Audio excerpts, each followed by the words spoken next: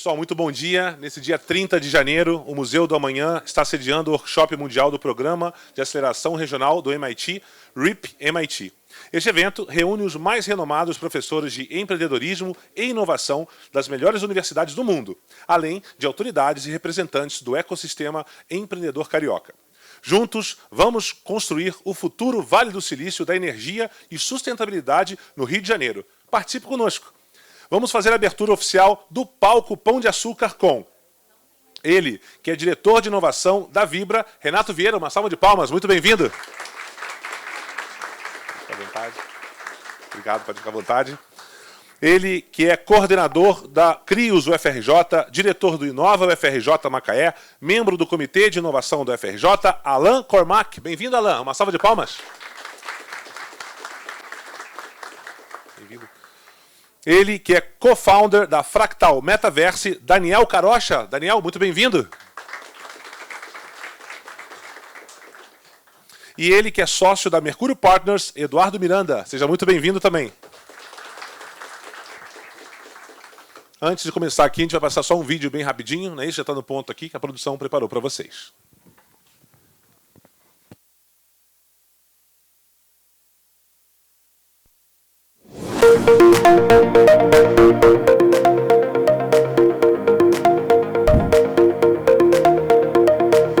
MIT RIP é um programa de aceleração de regiões que têm um potencial muito grande, mas que não conseguem realizar plenamente esse potencial. Tem tudo a ver com o Rio de Janeiro, um estado, uma cidade que tem um potencial enorme, mas subaproveitado dado as suas potencialidades. O nosso objetivo aqui, de maneira bem sintética e objetiva, é criar o Vale do Silício da energia e sustentabilidade aqui no Rio de Janeiro. O MIT, para chegar e criar esse programa, ele estudou durante décadas a formação de vários ecossistemas de inovação ao redor do mundo. Então, a metodologia do MIT, ela parte do pressuposto que desde o application, desde a submissão da proposta para ver se você vai ser aceito ou não, você tem que aplicar com pelo menos um representante de cada uma das 5 pontas da pentahélice, que é a metodologia de lá, que é governo, corporações, academia, universidades, startups, empreendedores e investidores. Eu acredito muito no MIT RIP, porque são 2 anos de programa, é um programa estruturado, com um corpo docente extraordinário, assim como uma conexão com várias outras cidades globais que passaram pelo programa. Quando a gente pensa num programa dessa envergadura, e com esse selo de qualidade do MIT, é algo que realmente passa para a gente uma credibilidade muito grande. E a gente vê o Rio de Janeiro, ele tem um potencial extremo na área energética. O bacana do MIT RIP é que ele congrega lideranças e pessoas influentes que estão apostando na vocação do Rio. Isso faz com que, de fato, seja possível você construir um ecossistema. A gente está usando a metodologia de diálogo do MIT, de como construir um ambiente que você pode juntar forças de uma forma muito positiva. Isso cria uma possibilidade de que cada um desses atores possa construir os seus projetos, conectar os seus projetos dentro disso com uma visão de longo prazo estruturada, com um plano de desenvolvimento do ecossistema local do Rio de Janeiro. Então, quando você cria uma plataforma que conecta todos esses atores, a inovação acontece. E aí você consegue gerar negócios, atrair talentos, e montar times, startups, que vão virar grandes empresas, podendo, inclusive, ganhar escala no mundo. E é justamente esse o charme do projeto, que ele não tem um dono e não tem também uma área que é mais importante que a outra, porque sem todas as áreas a gente não consegue avançar, seja na identificação do problema, seja na solução do problema ou na execução da solução do problema. Programa de 2 anos, que tem 4 fases. A primeira fase que a gente chama de diagnóstico, a segunda de planejamento, a terceira de implementação das intervenções estratégicas e a quarta de sustentação, que é a estratégia para continuar crescendo depois que o programa do MIT acabar. A gente acabou de concluir a primeira fase, que é a fase de diagnóstico. Temos 36 PPIs, que são um mecanismo que a gente tem de engajar outros atores para a construção, ou seja, são lacunas que a gente viu no nosso ecossistema que devem ser preenchidas para a gente realizar nosso pleno potencial. E vamos então começar agora o planejamento das ações para que alguns desses indicadores possam ter, vamos dizer assim, ser sensíveis a essas ações, para que você daqui a 2, 3, 4, 5 anos possa olhar para os mesmos indicadores e verificar que a sua contribuição foi efetiva, a contribuição do programa foi efetiva. As próximas fases vão ser de rodar essas iniciativas e atrair cada vez mais atores para auxiliar nessa integração.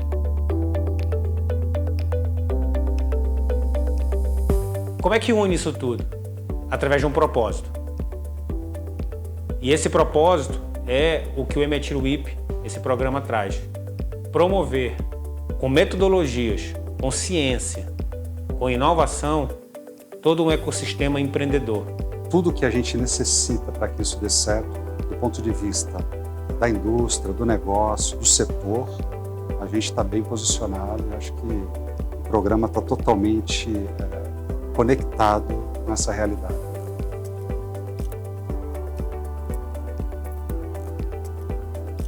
A gente fala que tudo começa com um sonho, né? E esse sonho, de alguma forma, ele se torna realidade com as pessoas se engajando nesse sonho e acreditando nele, né? O que a gente quer é isso, é que corações e mentes do Brasil e do mundo pensem, se eu quero inovar, empreender no setor de energia, vá para o Rio de Janeiro, porque todas as pesquisas de ponta estão acontecendo aqui, todos os investimentos estão acontecendo aqui, os investidores especializados estão aqui. Então é esse movimento que a gente quer construir.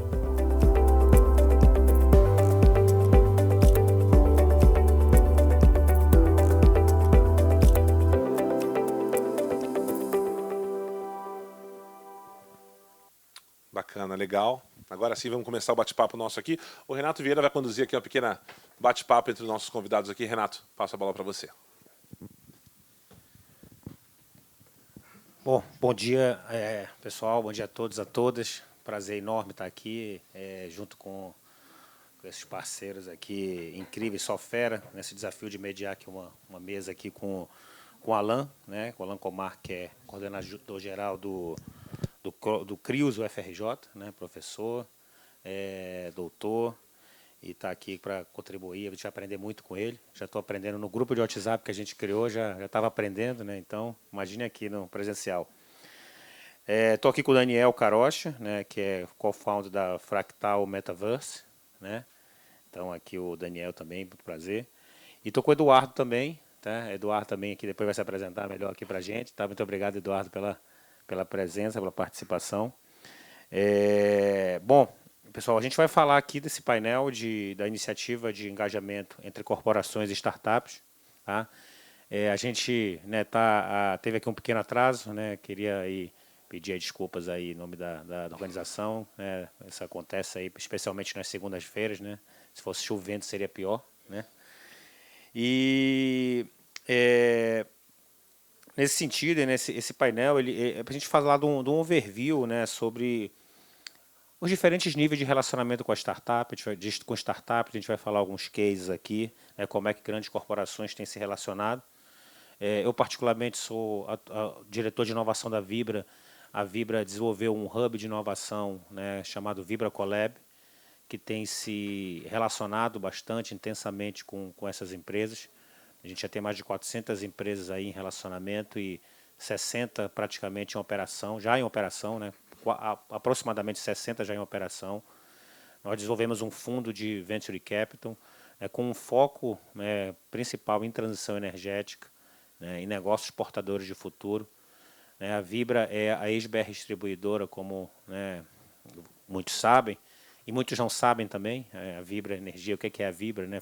É a ex-BR distribuidora, né, que buscando aí um shift também estratégico, se posiciona agora como uma empresa de energia e que tem feito aí aportes, né, feito movimentos, né, para a gente estar aí em 2020, daqui a 5 anos, com boa parte do nosso portfólio, uma parte significativa em novos negócios, novas energias.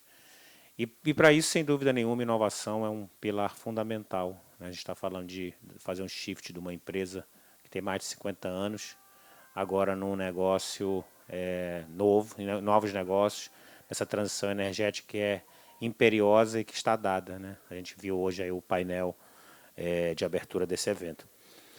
E a gente assinou, nós somos signatários aqui do MIT RIP, né, estamos dentro do programa. Então é um prazer muito grande, né, também como founder desse programa, ver tanta gente aqui que eu não conhecia e que está se aproximando, está formando esse ecossistema, com essa força de ecossistema que a gente vai construir, sem dúvida alguma, esse futuro. E falando em ecossistema, eu queria aqui passar para a gente fazer uma apresentação aqui dos meus demais colegas. Vou começar com o Alan. Alan, por favor, fala um pouco para a gente dos seus desafios, por favor. Bom, obrigado. Pessoal, bom dia. Eu sou professor adjunto na FRJ, no Instituto Politécnico, eu fico lotado em Macaé. Sou diretor do Inova FRJ Macaé e vejo meus colegas aqui que compõem o sistema Inova FRJ, que passou por uma reestruturação em 2021, entendendo justamente que para atuar melhor no ecossistema, a inovação precisava chegar nas pontas e não ficar só concentrada na capital. Então, esse foi um esforço bem significativo aí em 2021, que reformulou a política de inovação e, com isso, trouxe vários benefícios. Eu coordeno o CRIOS, que é o Centro de Referência e Inovação para Operações Sustentáveis. Fica lá na região de Macaé, mas também integra o ecossistema de inovação de Macaé, da UFRJ, como todo, desculpa.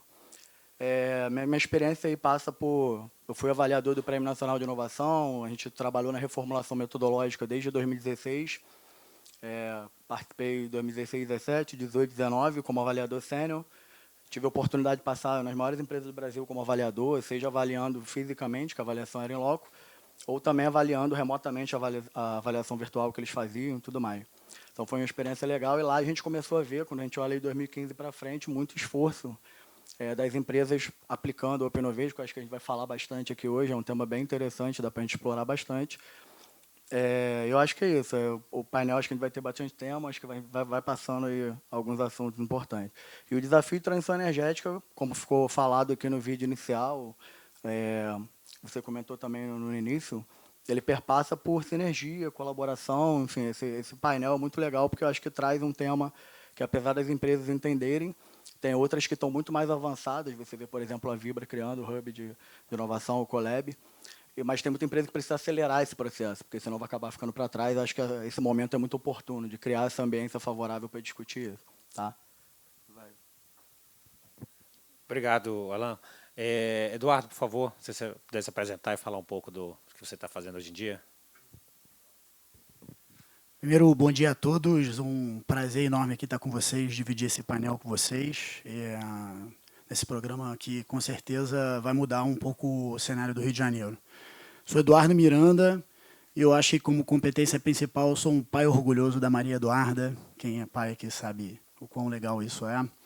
Por formação, sou advogado, com especialização em Direito Tributário e Financeiro. Fiz uma mudança de carreira logo no início, nos meus tempos de MPX, que hoje é a Eneva. Fui para a área de novos negócios, desenvolvimento de projetos e financeiro. Vivi todos os momentos do Grupo X, desde o começo até o final. Tive uma experiência fora, também voltada muito para o setor de energia, o olhar do estrangeiro para o Brasil, naquela época, Copa do Mundo, enfim. Ao voltar, migrei, fui diretor e conselheiro de empresas de geração, comercialização e eficiência energética. Hoje sou sócio fundador da Mercúrio Partners. A Mercúrio nasceu como uma consultoria em regulação, M&A Evaluation para empresas do setor de energia como um todo, digo não só a elétrica, energia, óleo e gás. A coisa cresceu, deu tudo certo, a gente abriu uma comercializadora de energia, a gente hoje tem uma gestora de recursos, a gente tem uma atuação no varejo, a gente tem uma iniciativa hoje mais recente de crédito carbono. Somos sócios da primeira e hoje única térmica gerada com geração a biometano do Brasil, até Paulínia. E, por fim, acho que a parte que eu queria compartilhar hoje aqui com vocês, nós somos fundadores da Tira Energia. A Tira Energia, ela vive todas as agruras do que é a integração de uma startup com corporações. Então, desde a concepção da ideia, validação da ideia, busca por parceiros, rodadas de investimento e o suporte que acontece depois que você efetivamente está em contato com uma grande corporação. Então, vai ser um prazer aqui compartilhar com vocês aqui um pouco dessa experiência.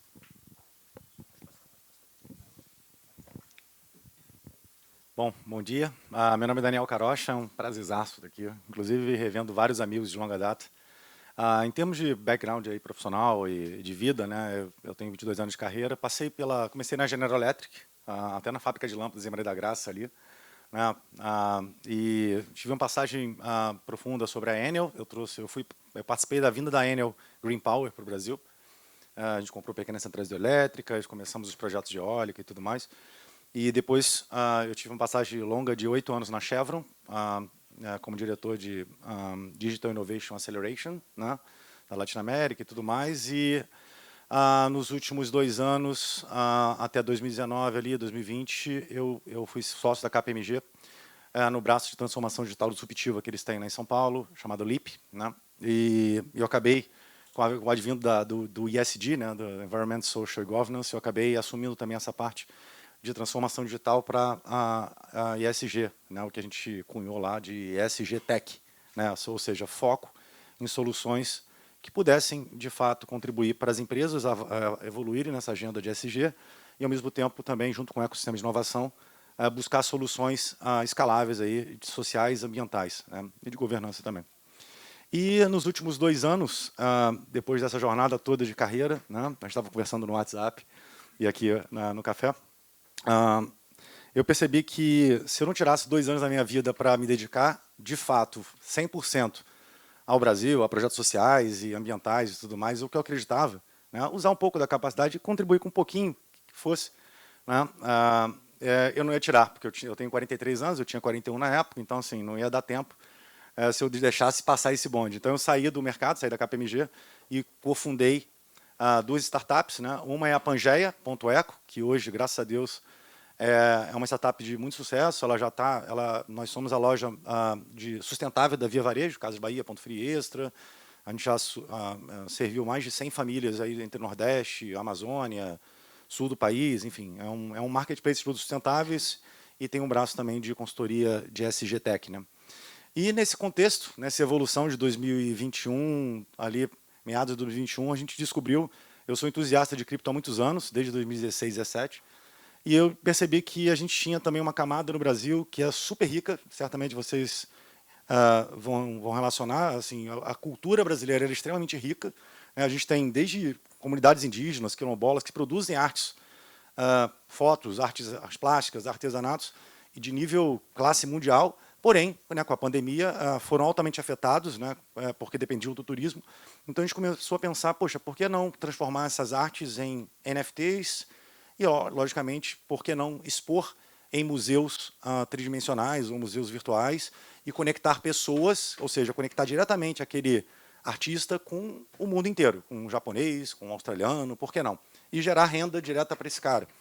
E aí nasceu a Fractal Metaverse, né, que eu cofundei, junto com um sócio que é um especialista de Portugal e tudo mais. Então, a Fractal é meio luso brasileiro, justamente para acelerar, né, tanto essa jornada da Web 2 para a Web 3, ou da metaversificação das empresas, né, ou gamificação das empresas, e conectar, sempre olhando em paralelo com causas sociais e ambientais. Então, vocês vão perceber, fica até o convite depois para vocês entrarem, tem um banner lá embaixo com um QR Code e tudo mais, qualquer coisa me pede. A ideia é exatamente a gente construiu o MIT RIP Rio no metaverso e a ideia é exatamente trazer startups, trazer corporações, trazer academia, trazer todos os agentes, stakeholders e vocês para participarem desse movimento. E o que é legal do metaverso é que ele é altamente, ele vira global de um dia para o outro. Ou seja, a gente está esperando, como já tivemos hoje, um indiano visitou o MIT RIP Rio. Ou seja, essa é a dinâmica que a gente está proporcionando com o metaverso e sempre conectando com projetos sociais, que a gente já tem alguns, que a gente já transformou. Então, essa é a ideia da Fractal e do projeto, junto com essa turma tão rica aqui. Obrigado. Obrigado aí pela apresentação de vocês. A gente vê que é um grupo muito rico em diversidade, né, de educação, empreendedor, né, capital de risco, né? Então, Eu sou da ponta da corporação e esse é o programa MIT RIP, é um programa de pontas, né, um programa de hélice. Mas voltando aqui ao nosso tema, né, a gente, né, só para ter uma ideia, temos aqui empreendedores de startups aqui nessa sala? Quem é empreendedor, por favor, levanta a mão. Ótimo, legal, parabéns, isso aí. O Carlos Júnior é eterno empreendedor, né, Carlos? Empreendedor que faz empreendedores também, né, faz acontecer. Bom, e corporações, temos aqui? Legal. Capital de risco. Também tem capital de risco, né? Bacana. E educação, universidades, tem alguém também? Certo. Muito bom. Então, pessoal, só para vocês terem, né, alguns números que eu trouxe aqui, segundo a ABS Startups, né, a gente tem 22 mil startups no país. Né, então, tem alguns... É difícil, esse levantamento não é sempre não é exato, né, mas assim, nessa ordem de grandeza. E aí, por outro lado, o ranking, né, da 100 Open Startups, né, de 22, ele trouxe aí, mapeou aproximadamente 42 mil relacionamentos. Né? Então, se você pega 42 mil relacionamentos com 22 mil startups no país, né, dá praticamente, né, 2 relacionamentos por startup. Claro que algumas fazem milhares, outras não conseguem fazer ainda. Né? E isso é um desafio para a formação de ecossistema, porque as startups elas precisam, né, em sua maioria, a maioria das startups são startups do B2B, precisam de corporações, né, como clientes, corporações que entendam o grau de maturidade delas e consigam ou desenvolver ou fazer negócios, né, no momento que está em maior escala. E para isso a gente tem maturidade de relacionamento, né, desde a gente ter discutir com um grupo que está se formando num hackathon até uma iniciativa mais rebuscada de um investimento, de um corporate venture capital. Então, para isso, né, e nesse sentido, eu pergunto aqui para os meus colegas da mesa, na experiência de vocês, né, quais são os pontos fortes e desafios, né, do engajamento entre corporações e startups? Vocês podem falar de experiências, né, que vocês já tiveram, citando aí alguns aprendizados, né, de uma forma aí breve para a gente poder curtir aí o tempo e algumas outras perguntas. Tá? Vou começar de lá para cá agora. Não, excelente. É bom que eu já tive dos dois lados, né? Tanto do lado da corporação quanto do lado do startup. Então, assim, eu acho que os maiores desafios são, de fato, a abertura das empresas, né? E abertura sincera, né? Porque muitas das vezes, eu já tive do lado da Cheva, por exemplo, quando a gente teve acelerações lá, eu tive muito problema, por exemplo, com a área jurídica, que normalmente são contratos bem leoninos, né? Uma startup não tem, por exemplo, ainda mais na área de energia, uma startup não tem como ter um seguro de $1 milhão. Né? Então, isso tem barreiras aí que eu acho que precisam ser vencidas. E do lado da startup, né, ter mais tempo. Eu acho que a corporação ela tem que ter... eu brinco que o empreendedor ele deveria ganhar um prêmio, porque ele está com alto risco, né? O diretor de inovação, de digital das empresas, ele, mal ou bem, ele tem ali um salário, ele tem uma condição ali para poder né, ter uma agenda. Eu acho que o tratamento que deveria ser dado para uma startup deveria ser dado de uma forma muito respeitosa e até condecorosa, porque aquele cara que está ali na ponta, né, colocando o tempo dele, colocando a vida dele com alto risco, né, a gente sabe que o risco de startups é elevadíssimo, ele deveria ser premiado por isso. Então, assim, a minha deixa aqui, até para dar oportunidade para os outros, essa relação entre corporações e startups deveria ser mais aberta, deveria ser mais respeitosa e deveria ser mais escutada. Por que não criar um sandbox, por exemplo, nas empresas, para deixar as startups lá dentro e conectarem, tentar resolver os problemas e gerar essa inovação, né? Acelerar esse tipo de resultado, né? É o que eu tenho visto tanto do lado de cá quanto do lado de lá, né? Bom, além de concordar com você, queria dar só um passinho atrás. Eu acho que, pegando o mote aqui do programa, eu acho que o Rio de Janeiro é o local ideal para se ter uma iniciativa dessa natureza. Eu acho que se você comparar o Rio de Janeiro com o Vale do Silício, talvez mal comparando, a gente tem aqui todos aqueles elementos que fizeram o Vale do Silício, né? Eu acho que existe o capital financeiro de risco, existem as universidades, existem as corporações, várias das maiores corporações, especialmente a energia, estão aqui. Existe a banca jurídica, tem muitos escritórios de advocacia aqui competentes, então acho que o Rio de Janeiro é o ambiente certo para se ter uma iniciativa dessa. Então, eu, como carioca, continuo confiando na nossa cidade para fazer isso. Como alguém que também participou de montagem de startup e da integração do que é a corporação com uma startup, eu vejo que os grandes benefícios são acesso a capital barato, acesso a recursos, tanto tecnológicos como humanos. Às vezes, você bem falou, a startup não tem um jurídico, ou não tem um financeiro, ou não tem alguma ponta que para completar aquela ideia inicial que passou da validação.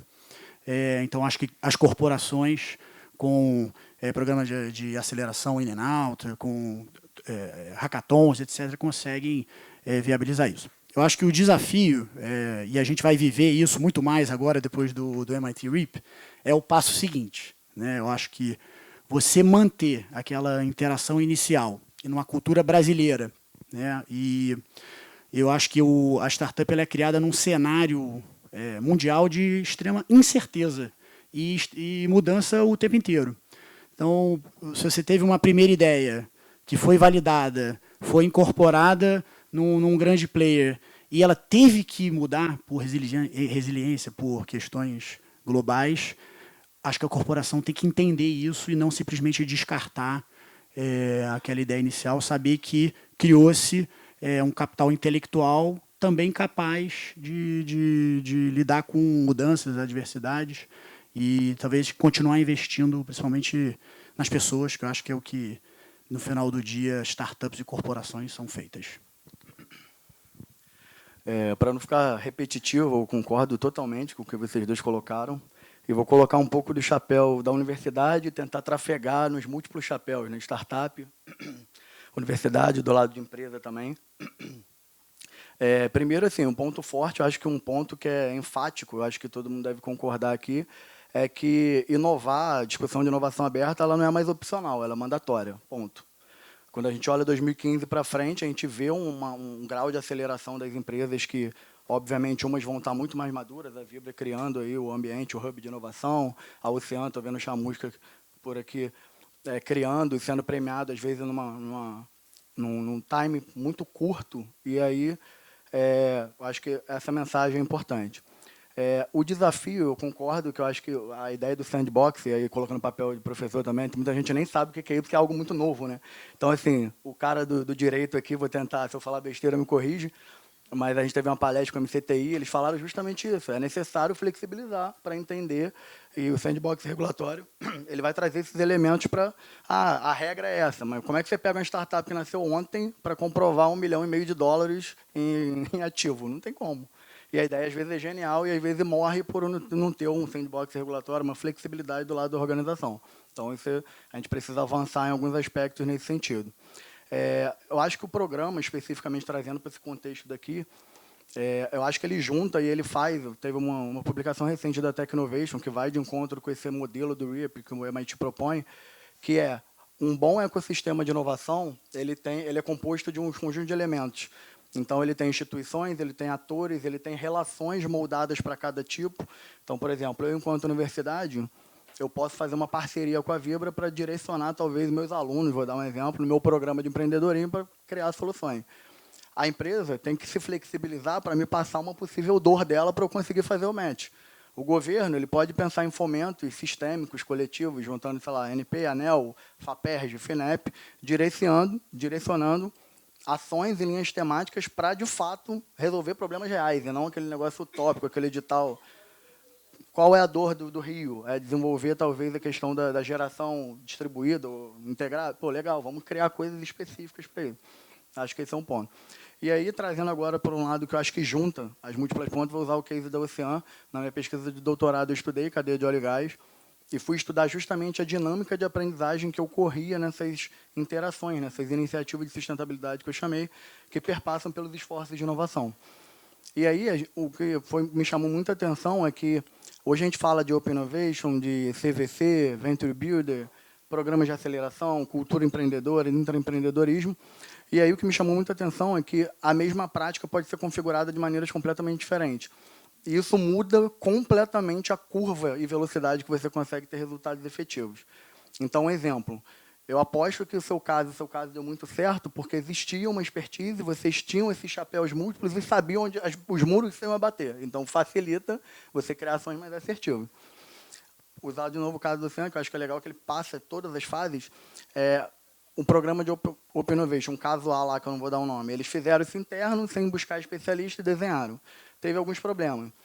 Os desafios foram mal desenhados, a prospecção de startup, eles não estavam no ecossistema, então jogaram num site e não teve startup, então não era um problema da prática.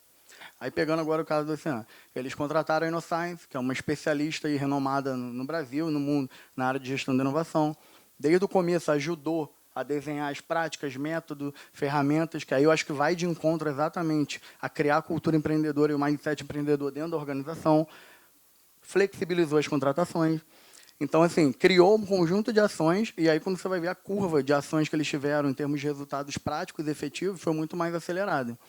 E não satisfeitos, na época, até o Chamucha, de frente dessa iniciativa, chamou o Elo Group, que está aqui até no evento, um dos participantes aqui do patrocínio, etc., chamou especialistas na área para construir o framework de inovação e desenvolvimento de novos negócios.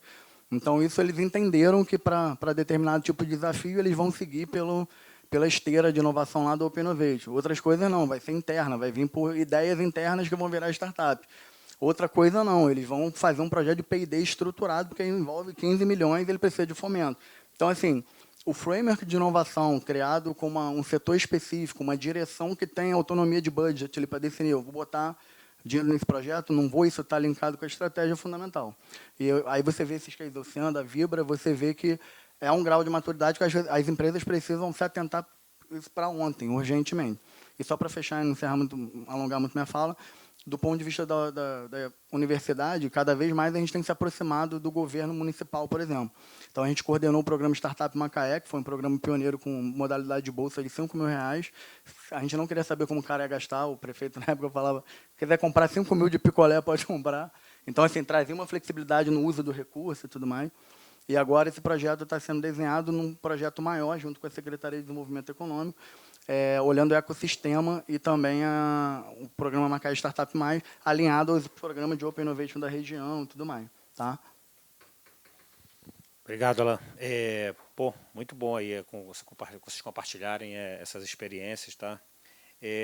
A gente está com o tempo bem apertado e eu vou fazer aqui um bate-bola, né? Começar aqui com o Eduardo, né? Acho que né, o Alan trouxe uma pegada bem interessante acho que essa construção de frameworks, né, que é importante a gente desenhar, planejar antes de sair fazendo. E tem método para isso, né, tem parceiros para isso. Acho que a gente fez isso também, recomendo. E aí, passando para um lado bem mais prático, né, a Tier Energia é um caso real, né, de uma startup que tem atuado com empresas, né, tem avançado no mercado. E como é que se deu esse relacionamento com corporações, né, e do ponto de vista, né, do início até hoje, né, uma estratégia de fund e equity que vocês têm com a sua startup? Eduardo. Obrigado. Vou tentar usar a terminologia aqui da turma. Eu acho que num verdadeiro treinamento de Open Innovation, a Mercúrio foi procurada por sermos especialistas em regulatório de energia e trading de energia pela Greenent, que é uma outra startup que tem um software de medição de corrente de energia elétrica para fazer desagregação de carga para solucionar um problema. Queremos ter o primeiro agregador de carga do Brasil, né? Em países onde o mercado livre já é totalmente aberto, essa é uma figura que existe. Tá? E no final do dia você vai montar produtos para operar a flexibilidade, horário de ponto. Eu vi uma turma aqui do ONS aqui.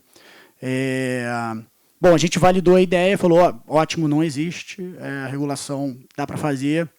Fizemos o bootstrapping dentro da Mercúrio, antes ela se chamava Mercúrio Energia Inteligente.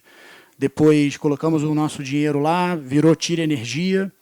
Ela começou a conquistar os primeiros clientes. O modelo de agregação de carga era primeiro físico, para condomínios. A gente ia no condomínio, reconectava todas as unidades e migrava elas para o Mercado Livre. Evoluiu, trouxemos um novo investidor, acho que foi uma primeira rodada, e aí sim de Venture Capital, com a Gera, que é uma empresa que faz geração distribuída aqui no Rio.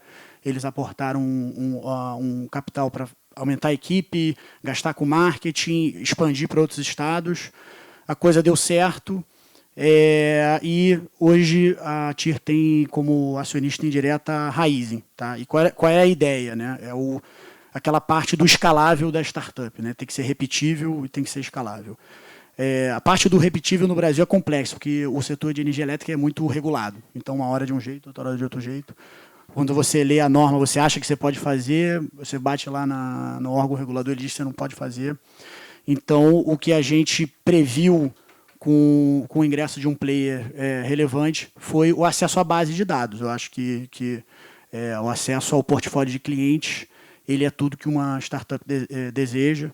E eu acho que hoje a grande questão dentro dessa parceria é exatamente solucionar como acessar essa base e como oferecer a nossa solução dentro de um portfólio já existente de um grande player. Obrigado, Eduardo. É muito bacana essa história da TIR Energia. É TIR com Y, tá? Essa é TY, né? Exatamente, né? Taxa interna de retorno, não. É isso aí. Bom, continuando aqui, né, e já caminhando aqui para a nossa reta final, a gente tem aqui, pessoal, outro dado que eu queria trazer para vocês, que as startups de energia, né, são menos de 2% do número de startups no Brasil. Né? Então, é um negócio que, diferente do mundo, tem países que estão bem mais avançados nisso. A gente tem aqui, né, casos aqui que o Eduardo trouxe, né, o caso como a da Bolt, da Multiner. Temos a EasyVolt aqui também, né, uma investidora também da Vibra, o Gustavo Tanura, ali, o CEO da EasyVolt, está aqui também. E são poucas, né? E a gente precisa mudar isso, né? Porque como a gente está colocando, a gente está aqui no evento de energia, a gente está no evento de transição energética, a gente quer fazer acontecer, Rio de Janeiro, tá ali as autoridades, mas a gente precisa agora converter isso, né? O programa MIT RIP é um programa para isso. Mas eu queria fechar aqui perguntando para vocês, né? O que é que a gente faz, o que vocês recomendam, o que vocês estão fazendo nesse sentido, para a gente aumentar essa base, né? Com aumentar a base a gente cria mercado, a gente gera opcionalidades. Qual é a projeção aí de vocês para os próximos anos? Começar aqui com o Alan, por favor. Acho que essa é a pergunta do milhão, né? Que assim, todo mundo quer uma resposta. A gente sabe um pouco dos caminhos, eu imagino. Eu acho que perpassa justamente pela essência do programa, assim, estreitar as relações, tentar ser cada vez mais assertivo nas relações estabelecidas e nas conexões. Então, vou dar o exemplo lá do programa que a gente está desenhando lá para Macaé. Eu fiz um diagnóstico dos programas de Open Innovation das empresas e a ideia é a gente deve atuar em 3 verticais: energias renováveis, transformação digital e sustentabilidade. Por quê? Eu consigo trazer startups e melhorar esse indicador também. A gente está num cluster industrial muito fortemente marcado aí pelos desafios de transição energética, então a cadeia de óleo e gás, enfim, vai perpassar por transformação em toda a cadeia. Então, a gente tem um colega que trabalha desde a distribuição, comercialização, questão regulatória, até questões físicas, de construção de hardware, por exemplo, para medir. A questão de acesso a dados para trabalhar com data analytics, IoT, etc. Então, acho que é isso, é estreitar os laços, tentar ser mais assertivo e entender cada vez assim, mais rápido. Cada um tem um papel fundamental. Então, a prefeitura não precisa ser boa fazendo uma gestão de um programa de startup ou de ecossistema, mas ela, às vezes, tem um recurso. Ela pode alocar na universidade ou num pool de empresas para fazer isso, porque a gente tem expertise. A universidade também não adianta achar que vai botar dinheiro em determinado programa, mas a gente tem um programa de incubação. Para incubação, a gente pertence a um dos maiores ecossistemas de inovação da FRJ, que é do Rio de Janeiro, mas também é do mundo. Então, acho que é isso, é ser mais assertivo e estreitar os laços para ter uma convergência de esforços mais efetiva. Eu vou passar aqui para o Daniel e depois a gente fecha com o Eduardo, porque o Eduardo aqui é a nossa maior sumidade de energia dessa mesa aqui, né? Então, Daniel, eu vou passar para você e se você conseguir complementar aí como é que o metaverso entra nessa jogada aqui. Fiz uma pergunta já tão difícil, não vou colocar o metaverso aqui no meio, né? Mas você vai sair do outro lado lá. Então, gente, assim, é que eu estou bastante imerso nisso desde 2021, a gente começou a emergir, né? E a gente percebeu, né, a gente fechou com uma parceria com uma das top 5 do mundo, que é a Spatial, né, lá nos Estados Unidos. A gente fechou uma parceria estratégica com eles. Eles têm a parte de motor do metaverso, a renderização, e todo o trabalho, e a parte de Blender, de construção.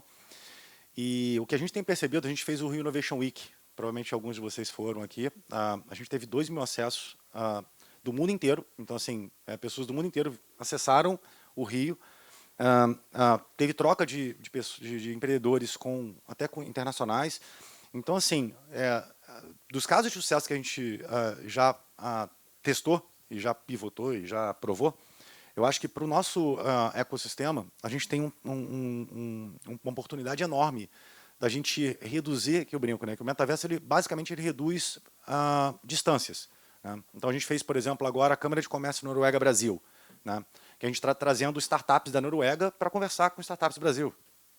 Então, a gente tem uma oportunidade, através do metaverso, desse mundo físico virtual, né, de, por exemplo, trazer o ecossistema de Macaé, do Alan, e conectar exatamente, fisicamente, virtualmente, num prédio do MIT RIP, que fica aqui no centro, que está no metaverso, e automaticamente trazer a Vibra para dentro desse ecossistema, trazer, de repente, o MIT lá de fora, para Massachusetts, para dentro. Ou seja, a nossa visão desse projeto que a gente está fazendo junto com o MIT RIP em Rio é exatamente isso. Assim, é trazer a visão do Rio de Janeiro, MIT RIP em Rio, certo?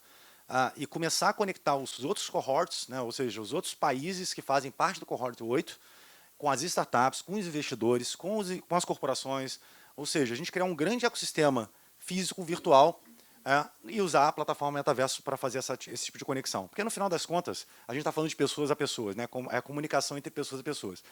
E, claro, que se você está lá em Macaé, eu estou aqui, de repente tem gente nos Estados Unidos, Japão, fica mais complexo. Vocês podem falar para o Zoom? Podem, tudo mais, mas, cara, é outra experiência. Eu até convido a vocês, quando descer aqui, tem um totem com um scan.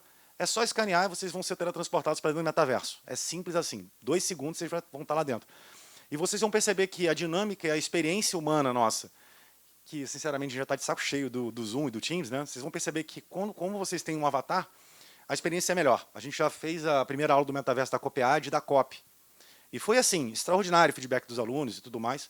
Então, o convite fica aqui para vocês, para quando sair daqui, a gente se relacionar e continuar. Esse metaverso não é para hoje, tá, pessoal? Esse metaverso, ele começa hoje e ele é ad eterno. Ele é perene, contínuo. Se vocês colocarem lá, por exemplo, um post-it lá dentro, aquele post-it, quando vocês, daqui a 1 ano, vai estar lá. Né? Então, esse que é o mágico da tecnologia. Vou ser objetivo. Eu acho que, puxando aqui a sardinha para o lado da energia elétrica, a solução tem nome e sobrenome. Assim como o sistema financeiro teve o Open Banking, a gente tem que falar do Open Energy. Se os dados do consumidor final não forem compartilhados, ou se o consumidor final não for empoderado a compartilhar o seu dado para que pessoas como o Daniel, o Alan, a universidade, a turma do metaverso criem soluções, a gente não vai sair do lugar. Então, há que se ter esse movimento firme, e aí de todos os atores, de corporações, empresas médias, órgãos governamentais, para que primeiro o cliente seja empoderado a ter os dados, depois a compartilhar, e os gênios criem soluções e produtos. Eu acho que no nosso ramo, o que vai potencializar isso é a abertura do Mercado Livre. Eu gosto muito da geração distribuída, mas, com certeza, a abertura do Mercado Livre de energia ela é fundamental para fomentar mais ainda soluções. Então, fica aqui o meu pedido carinhoso para a gente olhar com carinho o Open Energy, ter resposta da demanda, operação de flexibilidade. A turma do ONS já vê isso em larga escala, mas quando você souber na ponta da sua mão que é melhor trocar o ar-condicionado agora, porque você está pagando mais em energia do que se você financiasse um eletrodoméstico novo, as pessoas nem vão saber que isso dava para ser feito, e já dá para ser feito. 70% do nosso mercado consumidor ainda é uma caixa preta, é um mercado cativo. Então, se você não abrir, as soluções não virão. Então, entendo que tem nome e sobrenome. Muito bom, concordo. Acho que esse vai ser divisor de águas, né? Sem dúvida, e muitas empresas surgirão, né, startups, para endereçar essa nova economia aí de energia que está surgindo, e eu acredito que vai acontecer sim em breve. Bom, pessoal, Obrigado aí para vocês três aqui de participarem. Obrigado a vocês também, né? Desculpe novamente o atraso. E espero que vocês tenham um bom evento, um bom dia. E é isso aí, por aqui.